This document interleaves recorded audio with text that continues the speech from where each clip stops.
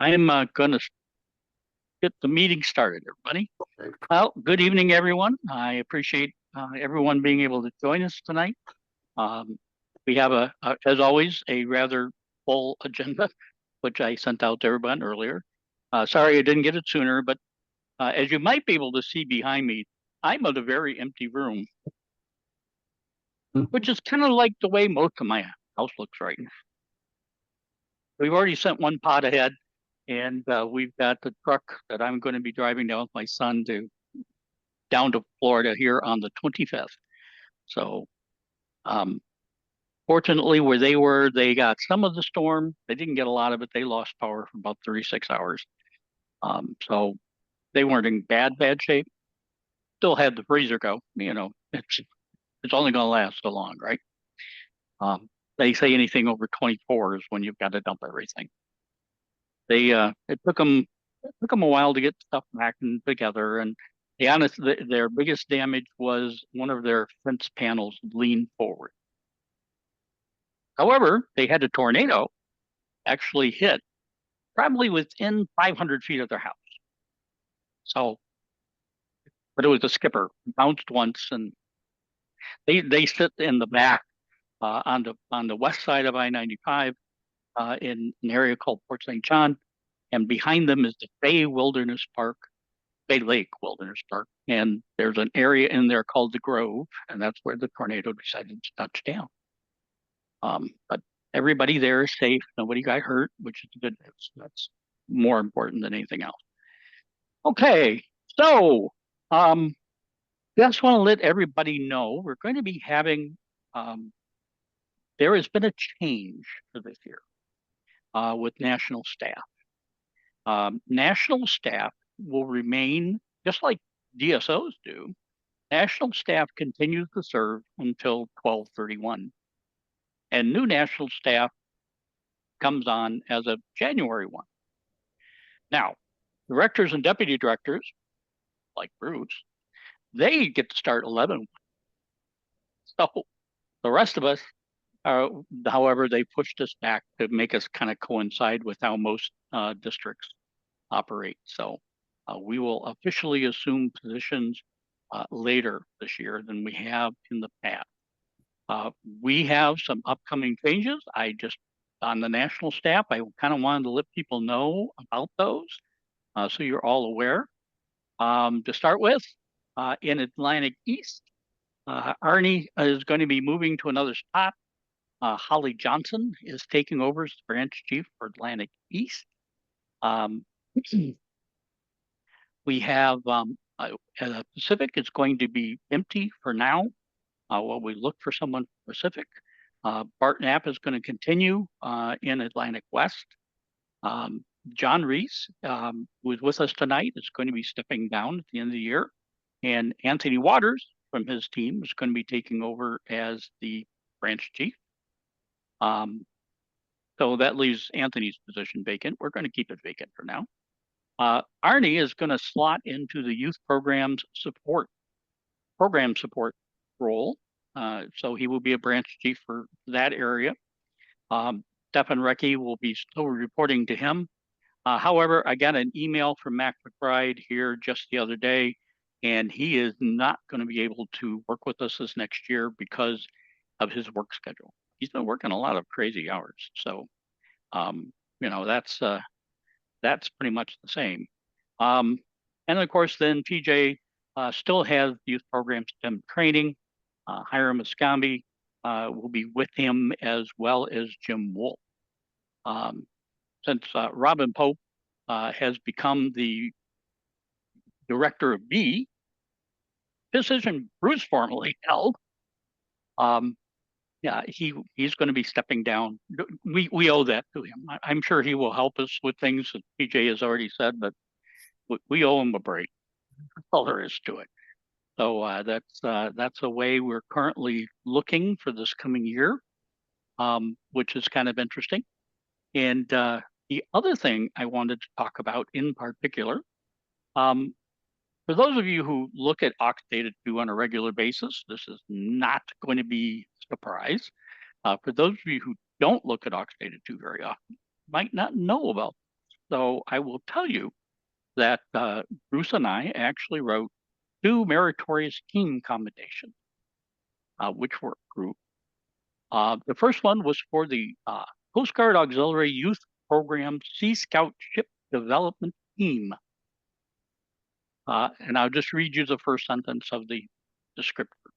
For exceptionally meritorious service from November 22nd to August 24, while serving as member of the United States Coast Guard Auxiliary Youth Program Sea Scout Ship Development Team, who collaborated with local communities and successfully formed 12 new Sea Scout ships chartered to the Coast Guard Auxiliary Divisions and Flotillas.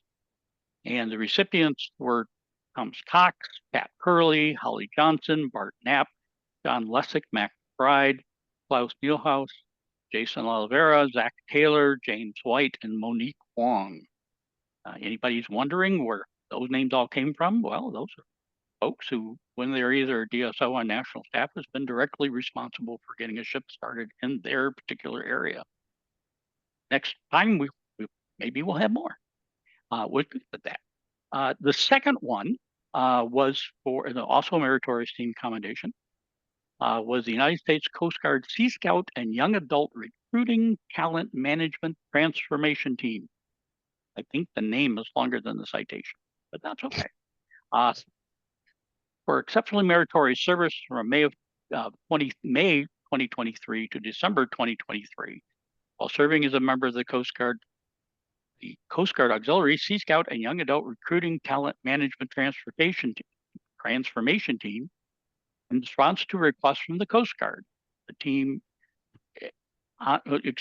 you enumerated the key questions related to identifying, recruiting, and retaining young adults to the Coast Guard service and Coast Guard Auxiliary membership.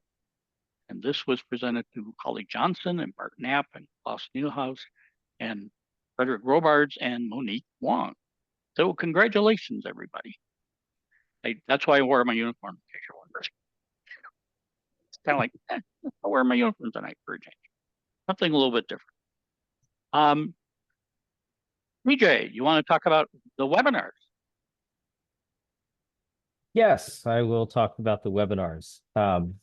So briefly, I think many of you are familiar with the meat of our webinar program, the Tech Talk program, which is the 4th Tuesday of each month at 2100 hours Eastern.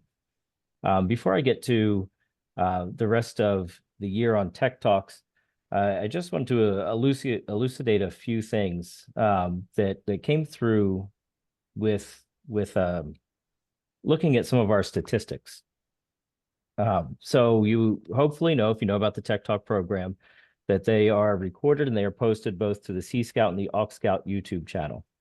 And really, this is a thank you to all of you for promoting the Tech Talk program and subscribing yourselves and getting the word out about the high quality training that is available, especially on the AuxScout YouTube channel. So I can't speak for the Sea Scout YouTube channel, but for our AuxScout YouTube channel, in September alone, just the last month, there have been 108 new subscribers, 4,200 views, and in the month of September, 555 hours of our Tech Talk, well, not just Tech Talks, but from the AuxScout YouTube channel, 555 hours viewed.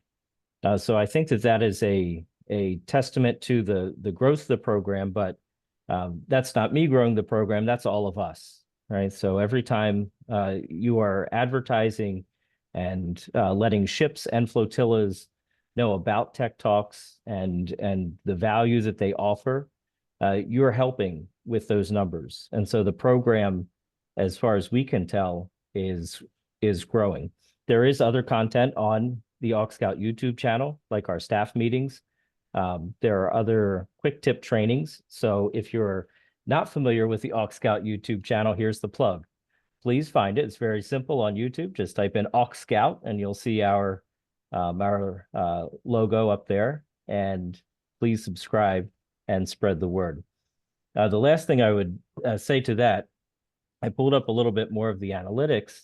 And in the month of September, there were 665 direct searches. That means someone purposely went to our YouTube channel to watch, one of our videos. Could be a tech talk or something else. But there were 4,200 views, and what I saw that there were many views came from suggested videos, and what that implies is that we are having enough reach, enough people are watching, that we're making the YouTube algorithm so that people that are interested broadly in the topics that we present on, the AuxScout YouTube channel is now showing up as a suggested thing that they may be interested in watching. And so while our target audience is, of course, the Sea Scouts and the auxiliarists, we are still serving the wider boating community, in terms of mission number one, RBS. So, I just want to thank again all of you for promoting the program, particularly Tech Talks, and the team effort with Branch Assistant Hiram Muscovy, Peter Sargent, who handles all of our the technical side of Tech Talks, and then our high quality presenters. So with that, October's Tech Talk on October 22nd is going to feature our very own branch assistant, Hiram Muscovy. And while he is currently a NOAA employee, he's going to share his expertise from years gone by in submarine telecommunication and power cables. So he and I had a very interesting discussion with Peter Sargent on this, and it was so fascinating. We said, Hiram, you should probably do a tech talk on this. So that'll be Tuesday, October 22nd. For November's tech talk, working with Ron, trying to secure a speaker for a leadership webinar. Now, it's a little bit outside of STEM. It can be related, but last year we finished out our Tech Talk year with a leadership webinar, and it was very well received. So we were talking and thinking that that might be a good way to go forward to wrap up the year with a leadership type talk in November. So October will be Hiram Muscovy, submarine telecommunications and power cables, and November we're looking to end with a quality leadership webinar. In December, there is no tech talk. Again, our primary audience are the Sea Scouts, and between school and family and the holidays that time of year, it's very difficult to appeal to many audiences, both to our viewers and to people willing to present. So we take off in December. It's been brought to my attention that we haven't done a video in a while explaining the process for charter, for a Coast Guard charter. So we'll try to get a video together, shorter one, not a full-on 45-minute program, but 10 to 15-minute video that will explain the process. So that could be helpful for DSOs. It could be helpful for division level. It could be helpful for a flotilla that's having issues with the chartering process. So that will be forthcoming. And while John Reese is still on board, once we have that together, we'll be sure John has the details to push out the information. That's all I have for webinars, Ron. Thank you, sir. Appreciate that. By the way, just so you know, our speaker has agreed. I just got that note from him like yesterday. So if he is He's a busy guy. I'm sure if he's agreed, then we have former ANACO for ForceCom presenting on leadership in November. Dale Ferraro, and who is currently the president and CEO of the Auxiliary Association. So, but he is the former ANACO for ForceCom, which, by the way, starting January 1, we report to ForceCom. Or does that start 11/1, Bruce? Which 11/1. I don't know. 11/1. Okay. 11/1, we now report to ForceCom. We are no longer part of ITP. So they've moved us over to the rest of the world. They refer to it. So, which means we're growing. So that's a good thing. I mean, they think we belong in the mainstream, I guess, or something like that. Let's talk a little bit about new ships. Mac couldn't make it tonight. He's actually working. Um, right now, we have a goal for this year, for December 31st, of having 39 auxiliary sponsored Sea Scout ships. This is something we put into our strategic plan goals. This is something that we were asked to do from the National Sea Scout Committee. So we're responding to that. Just to let people know where we currently stand. If you haven't been keeping track, we are up to 36 chartered Sea Scout ships now. And we actually have two more, but they are currently chartered to respective councils. They're out in D13, and since D13 has a process all of its own to getting things done, they have been chartered by each of the councils out there. One of them is in Boise. I can't remember where the other one's at, but it's over in Inland Northwest Council. So we got two of them out in that particular part of the country, and which is great. And eventually they will become auxiliary sponsored ship. For now, they are not. They are. However, what's interesting is, and I hope everybody has kind of grabbed a hold of this, but you know the growing scouting program information that I sent out to everybody. Both of these ships are part of the growing scouting program. So they were started with less than 5 youth. They were started with less than 5 adults. Now, on the adult side, they do have to find the rest of their adults by the end of the year, and that same thing goes to their youth. Now with the chartering process has changed back to the way it was back in the olden days, as I like to say, where your month of charter, you get your first charter, that's when your renewal is going to be. So, these units all started in September and late September and October. So therefore their year will be until next September and October. So it's that we're going back to the way it was for anybody who was hanging around and scouting in the old days up until about 1985, I think, maybe 90, when they moved them all over to certain dates. They're now going back to the old way, which I'm okay with, needless to say. And especially with the new recharter system, it shouldn't be a big situation that they have to go through to do that. Lots of other things to talk about with that, but that's okay. I do want to share with you guys. I can find my share button today for some reason I cannot. YouTube. Share this one with you. Okay. Is that big enough for everybody, or do I need to make it bigger?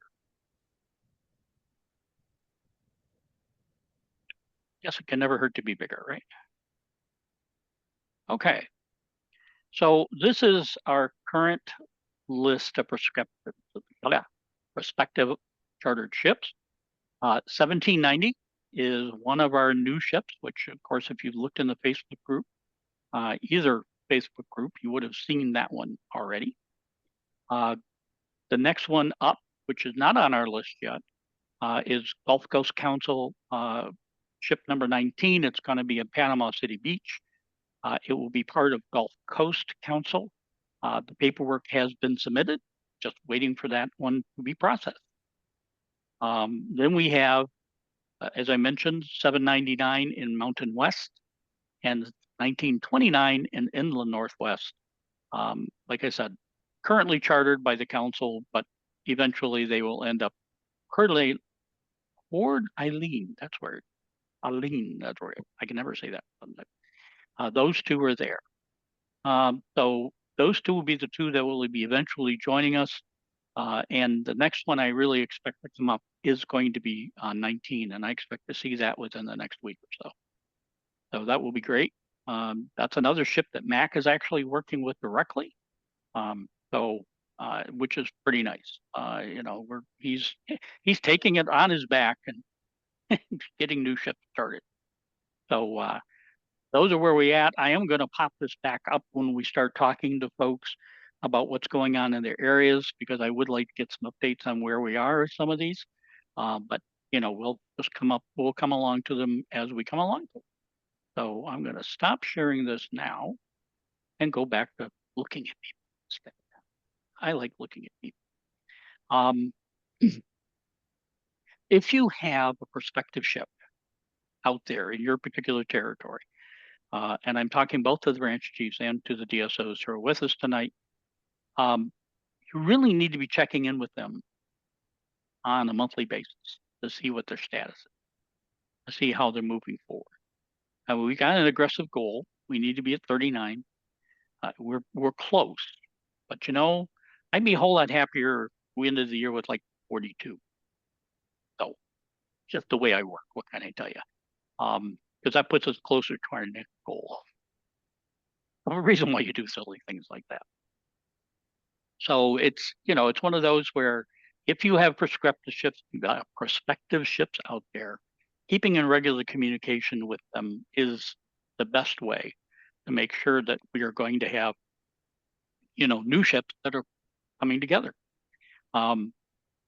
Actually, the funny part is this video that PJ was talking about for the Coast Guard charter process came out of the fact that there's a new DSO, or excuse me, a new Duroc who doesn't know the process. I've got a new Duroc that I'm educating on the process. In fact, I just had to resend him for the second time all the use protection certificates for everybody.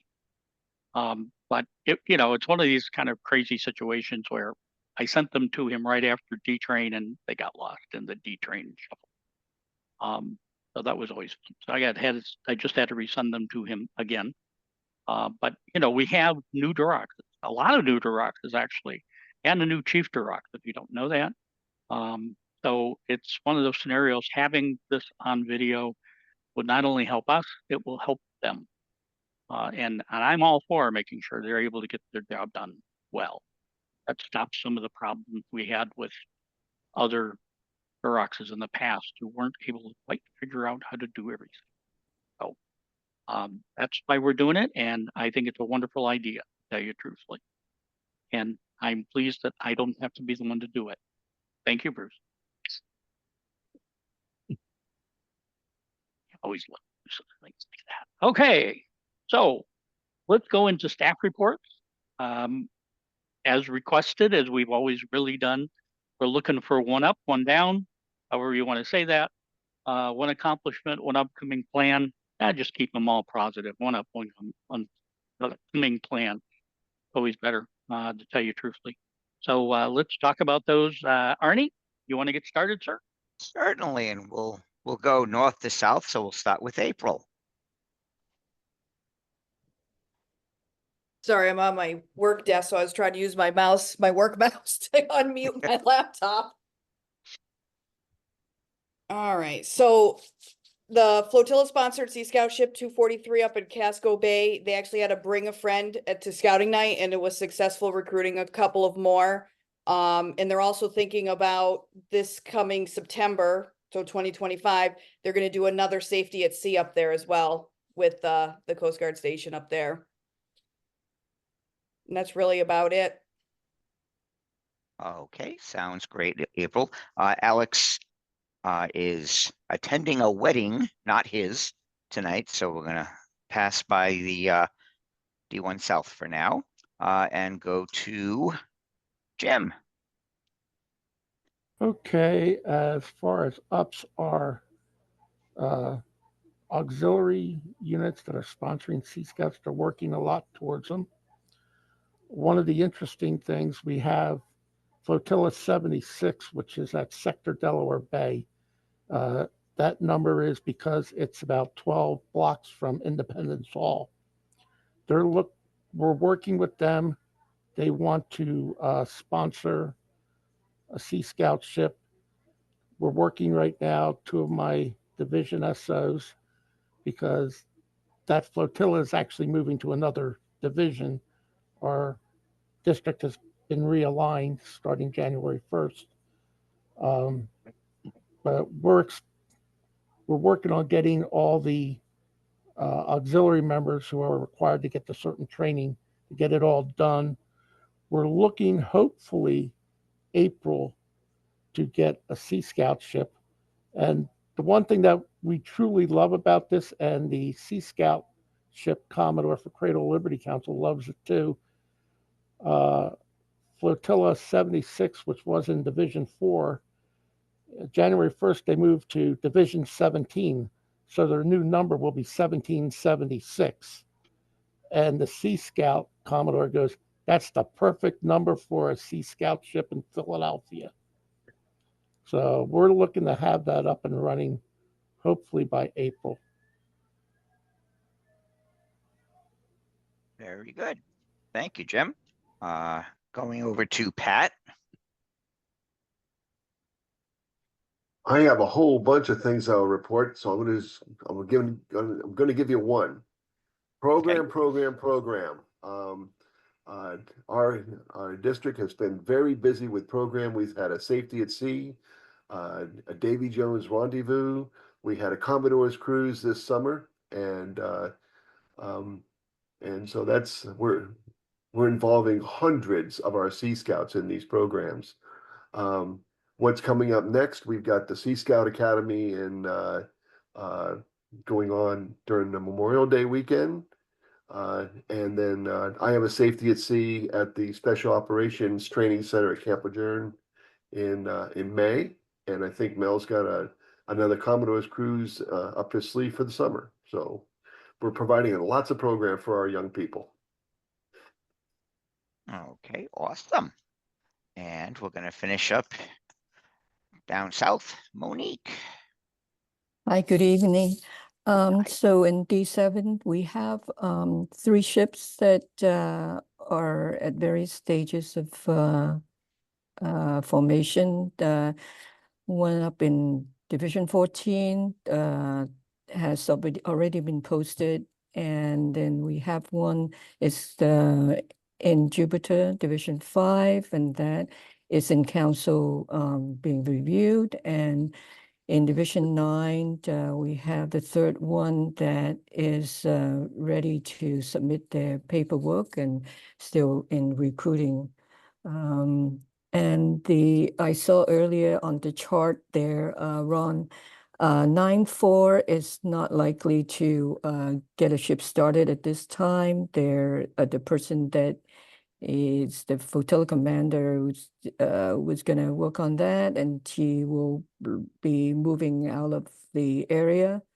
And 13-1 is a similar situation that's in Key West, and they had the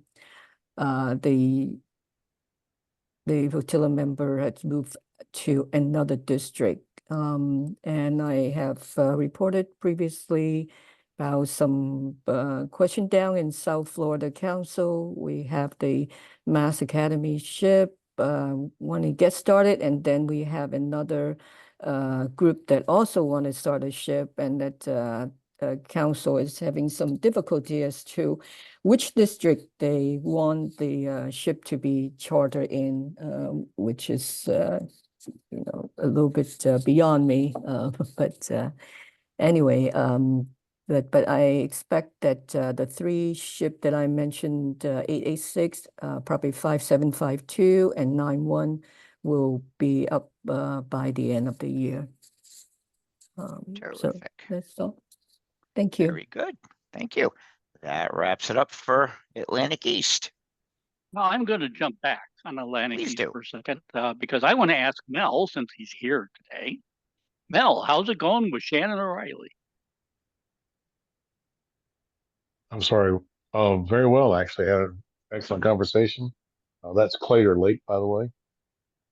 They had their initial discussions this past month. This month, they make the vote later this month as to sponsoring that ship.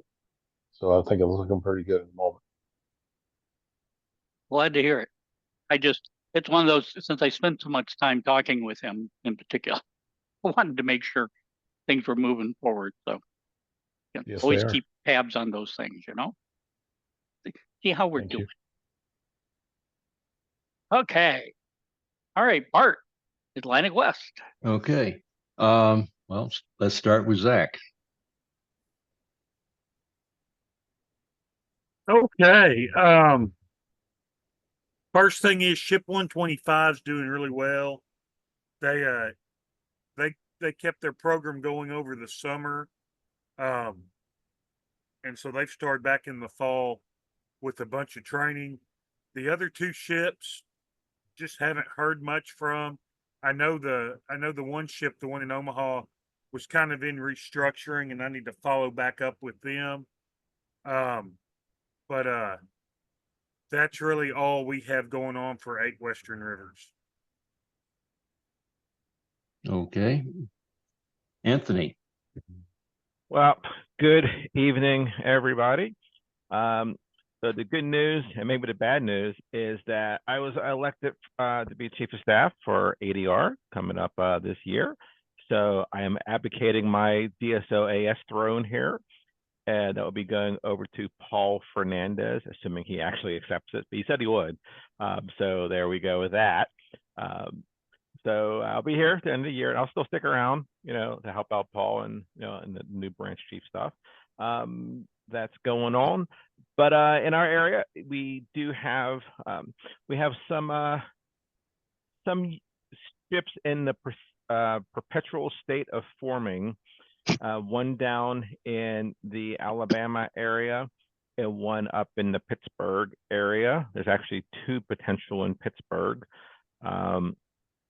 I did let the one guy know that, hey, you only need 3 people instead of 5 now, and he was also unaware of that. So hopefully that helps get that jumpstart a little bit closer. Our only auxiliary sponsorship in the area is, at least in my little areas, is still waiting for the official charter from Dyrox. So they're up and running, but they're still waiting for the charter paperwork to go through. So that's a long and short what I got going on. Okay, thank you. And for 8 Central, or 8 Coastal, excuse me. We have, well, you've heard about the ship out there in Panama City Beach or Florida. And then Max said he's going to start pushing for the ship further up the Florida coast. Then my ship that our division is sponsoring, I had a talk with our skipper, and it's a scuba ship, and the demographics of the ship, I don't want to say are changing, but they're expanding. It is very much kind of a regional ship because we have members from Dallas to San Antonio and Amarillo and what have you. But also, most of those members came to the ship through actually dive shops and not through scouting. But we're starting to get a whole group of youth who are coming in from the scouting side who still want to work on advancement. And so she's beginning to think, well, maybe what we do is that group that comes in from the scouting basically quote unquote takes over the ship, and I'll just go start another scuba ship. So that's kind of being bounced around. I don't know. I don't really like the idea, but still wouldn't be too bad. But if it happens, my flotilla would pick up that ship. So because she would want me to be there and be a part of it. That on that side. And we have Safety at Sea coming up in November at Station Galveston. And we have Sea Scout Academy coming up over Martin Luther King holiday. So those are items coming in. Also, I took a new position as a deputy A NACO for finance. So I am giving up my DSO position. I have identified someone, Ron, we need to talk about that individual. And if so, it could be a very good situation. I hope it would be. And beyond that, I am still working on those 3 derelict ships. And it's not the FSOAS that's having it is causing the issue. It's just that the dear old flotilla commanders just don't put any emphasis on getting the ship charter, doing the paperwork. And all they have to, it's paperwork is so simple, you know. So anyway, that's mine. I don't see anyone here from 9 except for Ron. Well, there is me. Yes, I mean, there's always you. That's always me. Actually, I've been looking for my replacement. I think we have one identified. I'm waiting for my chief of staff, my new chief of staff, because of course we had elections too, to approve of that. And I believe that will be a great replacement. In 9th Eastern, I will also tell you that we probably have another prospect identified for the DSO there. It just so happens that a former Commodore of 9th Central has opened, or I should say, has moved to 9th Eastern, and she is a huge supporter of the AuxScout program. And so I said to her, since you're going over there, we really could use a DSO in 9th Eastern. And she said, I think I can do that. And I said, I know you can do that. So I think that will be a great one for us as well. As far as ships going in our area, we have a prospective ship that we're working with our Lansing flotilla, Lansing being the capital of Michigan, in a very landlocked area. But there's rivers there, and there happens to be a lake, Lake Lansing, actually. It's a decent sized lake, and which is where the flotilla is as well. So it looks like the flotilla there is, I spent a great deal of time with the fellow who is their FSOAS at our D train, answered 10,000 questions as always. And I think, though, that he's ready to move forward and get things done there. I've also had conversations with the vice division commander and the division commander, since I know both of them extremely well, just to make sure that they're kind of keeping an eye on things for me. So things are moving forward there. We've had to take a couple off the board. The Central Minnesota ship, we've taken that one off the board, unfortunately, because I could not see that one ever flying, especially after some comments I got from locals. And then the trip that was going to happen in Livonia, I had to take off the board because the guy who's in charge, really the spark plug behind that, he's moving to Florida. So he's going to go to D7 soon, very soon, 25th of this month. So one of those things where we had to take that one up. So that's everything that I know of going on in 9th Central and 9th Eastern. How's that? Okay. So for the price of Back to you, Ron. and it's back to me. How about that? All righty. I'm just looking to see. I do not see Andrew on call. I do not see Paris on the call. Thank goodness. Do not see Klaus on the call. And I'll just say this because this is kind of falls in line with what we've already heard. Klaus, if you don't know, was elected as the new DCO for D13. And of course, he assumes his office on January 1.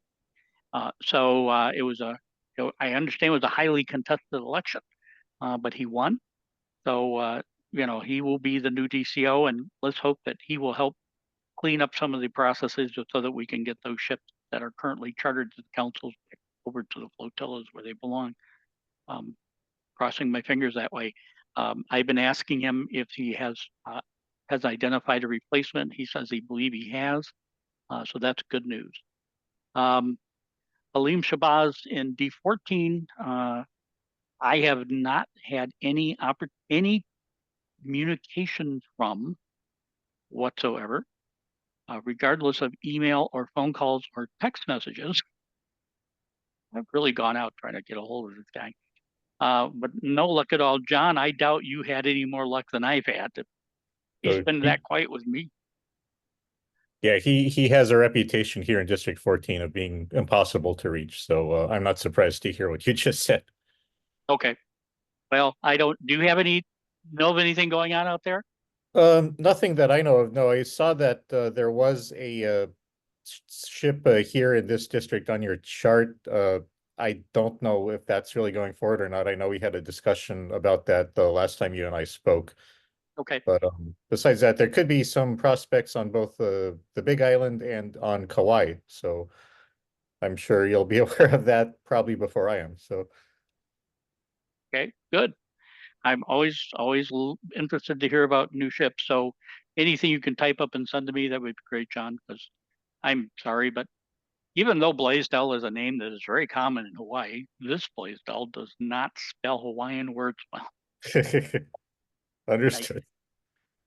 I'm not a native, and they are. So actually, the funniest thing in my life was to walk into the Hilton Waikiki when I was there with IBM, and I was there to help First Insurance Company of Hawaii with an issue. And I walked up to the counter and I started to spell my name like I always do. And she says, "That's okay, cuz I know our name." And I'm looking at a very Polynesian young lady. And okay.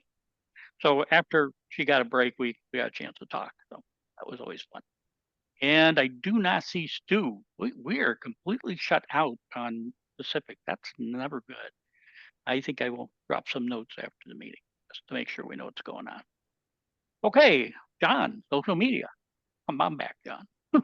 All right, I just turned my come on, camera. All right, nothing much to report. As you mentioned, I'm happy to report that Anthony Waters will be stepping into this position, although it sounds like he's going to be busy as a chief of staff of his district.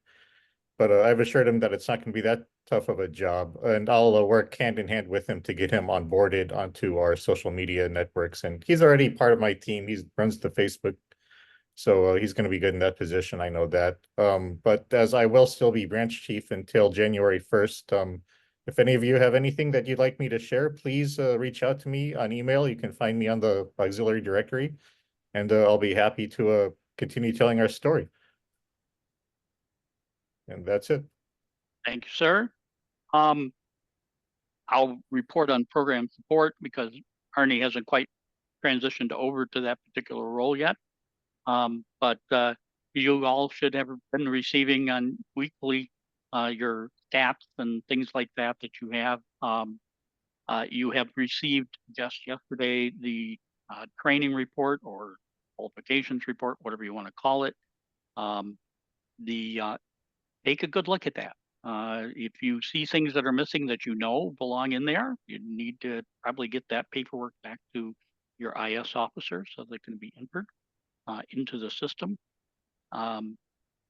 However, I will also tell everyone that one of the things I'm looking for us to start doing as a group, for those who have not done it already, is I really want everybody to look at and to be at the proper level of their leadership development training. It's incredibly important as far as I'm concerned. I know that some of you are already. That's not not something you're going to have to really worry about. But I mean, if you're a DSO or you're a branch chief, you're wearing 2.5 stripes. That means you should probably at least have the same level of training as a vice division commander, right? So, use that as your guide. If you're a branch assistant and you're wearing 2 stripes, well, that means you should be taking the same training as a flotilla commander. Just use that as your general guide, and that will work out well. Since I'm a division chief, and that's normally 3 stripes, even though I have 4, I should have the same training as a division commander. So, it is one of those things where we really need to take the time to do this training. It's going to become more and more important in the auxiliary. It will not surprise me that in not too distant future, we will actually see that as a requirement for people to be on national staff. So that's inside information that I've been told. So it's, you know, one of those where it's kind of like, if I'm telling you now, it's always a great time to do it. You can actually take all of the leadership development courses online. You don't have to go to a C school. And as we all probably heard by now, C schools are going to be really tough to get into next year. Really tough. They're really cutting back the number of C schools and the number of slots that are available to auxiliarists, especially. It's also happening to the Coast Guard, by the way. But you can do them online. And if you don't know where it is, you go to the training directorate and you'll see leadership development there on the right-hand side or left-hand side menu. They'll take you in there. They'll explain the whole process to you. So you can walk right through that. You can sign up for classes. I did all the classes. I thought they were absolutely wonderful. I've done all the classes up, not including ASOC, obviously. So, you know, that's something Anthony's going to have to do. He's going to have to go to ASOC. But and so will Klaus, as a matter of fact. I think Bruce has already done it, so I think he's okay. So, but oh, you didn't do it. Okay. Well, you know, you're going to drag the directors in, so be prepared. So you know, it is one of those things. These are important, and try to get that leadership development training going. The better off you are, and you understand the chain of leadership and management and the circle, as I like to refer to it, the circle of friends, is really a great way to learn a lot. I got to tell you, every one of the courses I took were really great. AuxLambs is probably the best of the bunch, I will say that. But they were all really good, and I learned a lot from each and every one of them. So I highly encourage all you guys to do that. PJ, was there anything else you wanted to talk about on STEM training? No, I think I covered it early on. Okie doke. Just wanted to make sure. I thought you had to, but I'm just giving you a chance for alibis. You know how it goes. Okay, next steps. I really would like the staff, especially our branch chiefs in particular, to be working with all the AuxScout officers in the district that they're working with. And the DSOs, I want you working with all of your AuxScout officers as well, all the way down to the flotilla level, if you have. Some places I know don't have as many, but in most places they do. You really want to sit down, you really want to develop your plans for next year, what the goals are going to be, develop SMART goals together with these folks so that, you know, they know what you're being expected of them to be doing in the next year. And so, you know, that's an important thing. Unfortunately, the branch chiefs are going to find out we're going to do the same silly thing since we already have goals. We'll be chasing them and making sure they're done. So make sure you got that going. We do want to have an SOAS in every division. And that's you know, that's a key thing that we need to make sure that we have. Even if there's not a Sea Scout ship in the division, this gives the division a way to be engaging with local Sea Scouts in their area that aren't necessarily auxiliary sponsored. And that's another thing we want to see. We want to see eventually, that was our big hairy goal the last time, was that we wanted to have every division working with a Sea Scout ship, whether they're sponsoring a Sea Scout ship or they're just working with a local Sea Scout ship. It's really important, to tell you truthfully. I am fortunate that we have a ship in our area, a new ship, and actually all the young people that we had for the ship I was forming in Livonia, we sent up to this ship. And some of them are showing up at our flotilla meetings and actually talking about joining the auxiliary. They like the idea of being able to join the auxiliary as young as 14. So we'll see what happens. Come to that. They're supposed to be at my flotilla meeting tomorrow night. I'll let you know what I learned. We've already talked about the online training. We've already talked about the qualification training. You know, youth protection is just one, right? We got Sea Scout adult leader basic training. We got safe sim descent. We've got safety afloat. So really all of those should be covered. And if you can take CBAD, take CBAD. They're actually going to be having some online CBAD course coming up in the near future. I think the first one starts in late December and January. It's out there on the AuxScout website right now. If you go to adult training, you can go to CBAD and you can see the courses that are currently out there. We just had a course that was done again at the summit. I understand everybody had a grand old time, and they even had a good chance to see some of the Northern Lights. So there you go. Northern Lights all the way down to the summit. I did not see them here, even though lots of people took pictures of them. I just seem to not see them anymore. I don't know. That's terrible. Yeah, it's trying to take your training. You take your training seriously. CBAD is a really good training for anybody who hasn't done it. We had that course in the past that was dedicated to auxiliaries in particular. And that was a really great course. I don't know if we'll be able to do that again in the future, but nothing stops any of you guys from taking a course that happens to be being done either online or in person. There is going to be another course in Florida, down on the east coast of Florida, southeast coast of Florida, coming up. And so Camp Panaquita there, Monique. You know, that will be a good course that's going to be coming up as well. Anybody wants to go down to Florida and do a little vacation. We still have some of our Sea Scout ships that are still fighting with charters. We know that. That list, I sent that list out already when I sent out the agenda.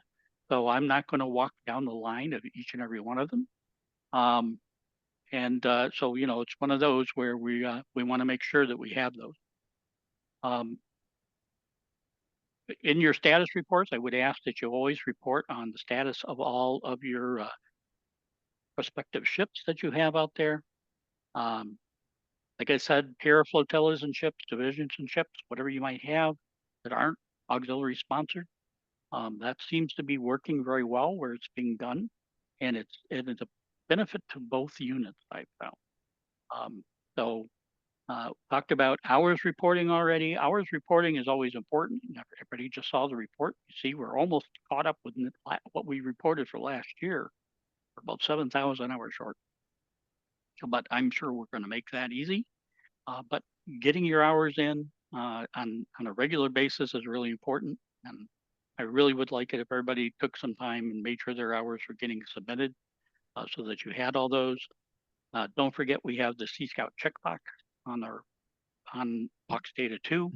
All the DSOs should have the ability to edit that field. And if you don't, no. But it's actually Bruce and I and all the DSOs, and I think we got to move Bruce's permissions over to Arnie at some point. But we'll figure that out later. But it's simply a checkbox. And if somebody is a adult leader in the Sea Scout program, you want to put a checkbox on it. If they're a member of the national committee, you want to make sure that checkbox is done. If they're an actual Sea Scout, we want to make sure that box is done. So, you know, we want to make sure we capture who all these people are, because that's how we can look at their hours, add them into the information that we're reporting, which, needless to say, helps with the with being able to demonstrate the auxiliary, the importance that the Sea Scout program has brought to them, and how much we've contributed to them, especially in all the operational areas, which is a key piece. I mean, you know, vessel exams, program visitations, public affairs, you know, all of those things count, and they're really important that we have that information loaded. Any questions on hours from anybody while we're here?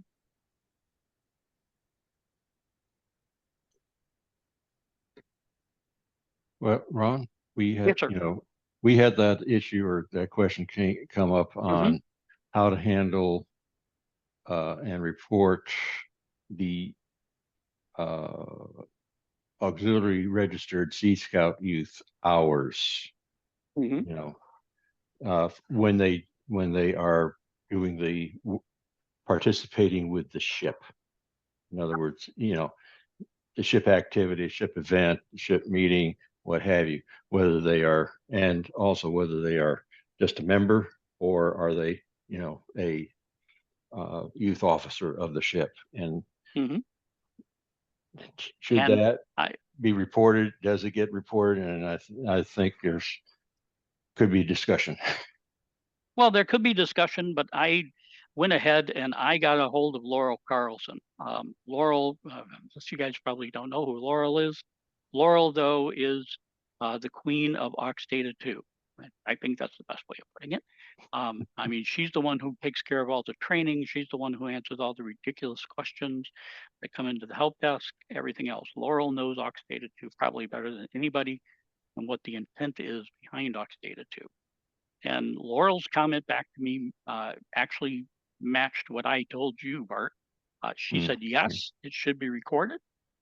If they are a FSOAS, then they should be recording their time working with the Sea Scout ship under 99A. If they're regular member, they should be recording their time working with the Sea Scout ship under 99E, unless it appropriately applies someplace else. Especially if you have an auxiliary sponsored ship, you know, they may be actually doing operational training of some kind. And so, you know, that should be reported appropriately. But yes, it should be reported.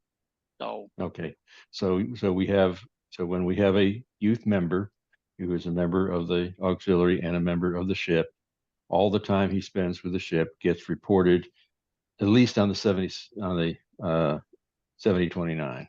yeah, yes. 7029, or if they do their own data entry, Yeah. you don't have to worry about 7029. And it should, and since they are a Sea Scout youth, it should be reported as AUX FCO2. Okay. Which is always kind of interesting. We get in that discussion a lot. This was one I went to Laurel because I took Ox 10 training from Laurel, and so I knew she was the resident knowledge base for everything. As we always tell everybody, recruit your relief. Some of you are going to have to do that. Some of us are doing it right now. So that's good. I'm glad to hear that. But I would encourage you to start looking down the line. Let's say you know that maybe next year is your last year that you wanted, well, or if you're national staff, that's 2 years.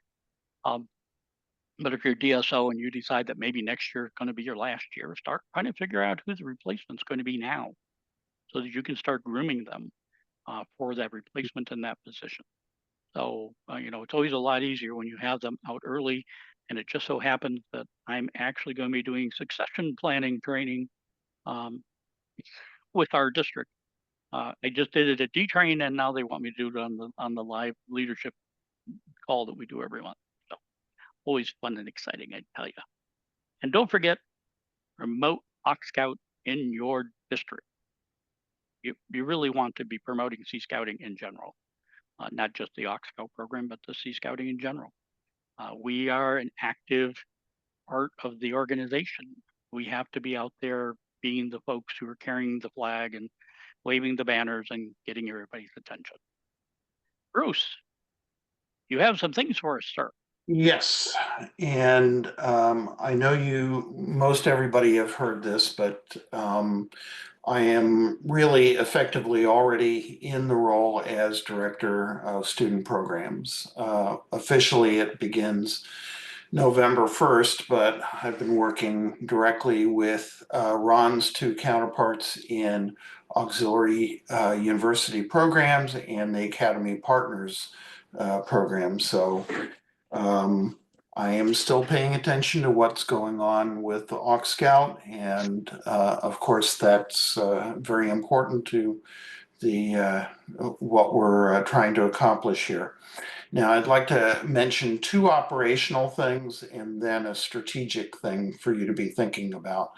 One is that I'm hoping that we're paying attention to the health of the auxiliary chartered Sea Scout ships in our respective districts. We certainly want to also help out with other Sea Scout ships in the district that aren't auxiliary chartered, but we especially want to make sure that the auxiliary chartered ships are healthy, that they're recruiting, that they're doing stuff that is worthwhile program-wise, training-wise, and so on. And that isn't something that you do just 3 weeks before the charter is due in, because if that's when you're doing it, it's way too late. That's something that we have to pay attention to year round. And do know when your auxiliary chartered ships recharter, because you want to make sure that they get their paperwork in on time so that there are no lapses, and that our scouts are able to continue to work with us through this opportunity. Now, the last thing I wanted to mention is, as you may know, our new National Commodore is a former Girl Scout, and she is very pro scouting. And one of the directives that came down from her was that she wants to see flotillas more actively engaged with the Sea Scouts. So she dictated the first goal under priority 2, which is prepare flotillas to embrace and fully integrate Sea Scouts and other students into their flotillas. So I will give you 3 guesses what division that particularly falls to. It's this one here, but it's equally important that your efforts really translate down to the deck plate level, that the flotillas are hearing from you and that you're providing them with the help that they need so that they can actively be involved with the Sea Scouts and support the program. There will be a number of tactical goals that will go with that. And once that's been formally approved, we'll share that with you. Ron has seen the tactical goals, and frankly, they are more or less how we wrote them. So it's stuff that we felt would be challenging, but well within our ability to accomplish. So they're realistic. They won't be necessarily easy, although some of them will be like shooting fish in a barrel. We're a little ahead with youth programs for as compared to where the other student programs divisions should be. We're providing lots of online training. We have lots of resources for helping the flotillas and divisions get involved with the Sea Scouts. We need to make sure that they're aware of all of that. So thank you everybody for your efforts on behalf of the Coast Guard Auxiliary and the Sea Scouts. You're really making a difference, and I'm very proud to be working with you. Back to you, Ron. Thank you, sir. Mhm. Just a reminder that our next meeting next month on November the 17th is an all hands meeting.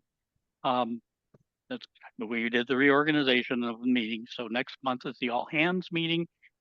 If you have questions or topics you would like to have covered during the all hands meetings, you can guarantee there will be a section on time reporting.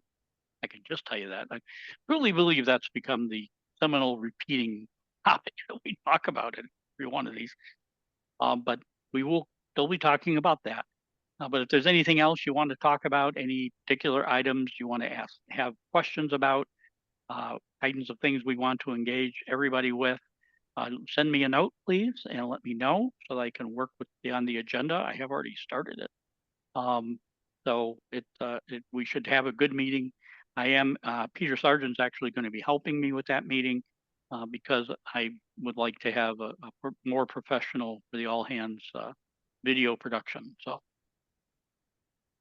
much like he does for other such things, Peter's going to help us with that as well. He offered, so I accepted. What can I tell you? Just one of those things. And then our next steering committee, which was the branch chiefs, our meeting will be December the 15th. I expect that with the holidays and stuff, we'll keep it short. So, just know that it's not going to be our normal 2-hour type meeting by any stretch of the imagination. I don't want to do that to you guys in the middle of December. So, any other questions? Anything anybody have? I have one thing. Sure, Pat. So I know last year the Coast Guard Auxiliary Foundation paid the charter fees for Sea Scout ships. Is that going to happen again this year? And is that for a charter fee or a recharter fee? It was for either. In the previous iteration, it could either be for a charter fee or a recharter fee, if that's what you want to call it. It was not for registration fees for anybody. It was for recharter fees. I can tell you that that has already been proposed at the association. We have to work with development. We have to work with everybody else to get that through because it also has to go before the board, and the board has to approve it. They have a meeting coming up here in about 2 weeks, and hopefully I'll have an answer on that by then. So I got my fingers crossed on that one. I know all the ships in my council will be rechartering here in December. Right. Well, that's current ones, new ones, not like as a matter of fact, 1790 will not be rechartering in December. Well, hopefully we'll have some new charters before December. Yeah, we should certainly hope so. Certainly hope. I will tell you guys, because that's part of my world, with the Commissioner Technology, that the new rechartering process is for a unit, unless they're paying everybody's fees themselves, is really very clean, and it's very, very simple to use. The biggest questions that I see people asking is, well, what happens if somebody has marked their records as they do not wish to be contacted? Well, I'm telling everybody that means they don't want to re-register. So, that seems to be the biggest question we hear on that particular side of the world. But it's, it's a very clean process. It works really well.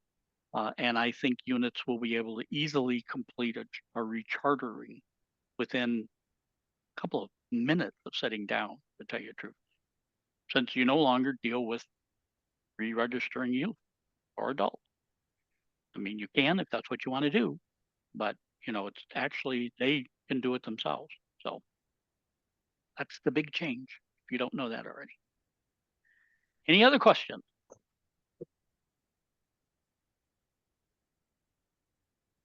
Okay, silence is golden. All right, everybody, I want to thank you for all of your efforts. I thank you for all the time that you're devoting to the AuxScout program and to the auxiliary itself, and working with our Sea Scout. It's an incredibly important thing that we do, and I hope you all do it with great relish, to tell you truthfully. I enjoy more than take all the adults, move them someplace else, and go work with the youth. Teach them how to use a sextant. Teach them how to use a hand-bearing compass. You don't care. But work with the youth. Teach them how to do sewing. Some of them have never done that in their life. That's always fun to watch that. But do that. That's the fun part of this. Okay. And I highly encourage all of you to try to get out there and do that, because it's a lot more fun than always dealing with all the meetings and all the adults and everything else. All right. Thank you very much, everybody. We'll see you next month. Yeah. Ron, when can I talk to you about my replacement? Thank you. Well, if you want to hang out, we can do it after the call. Yeah, that'd be fine.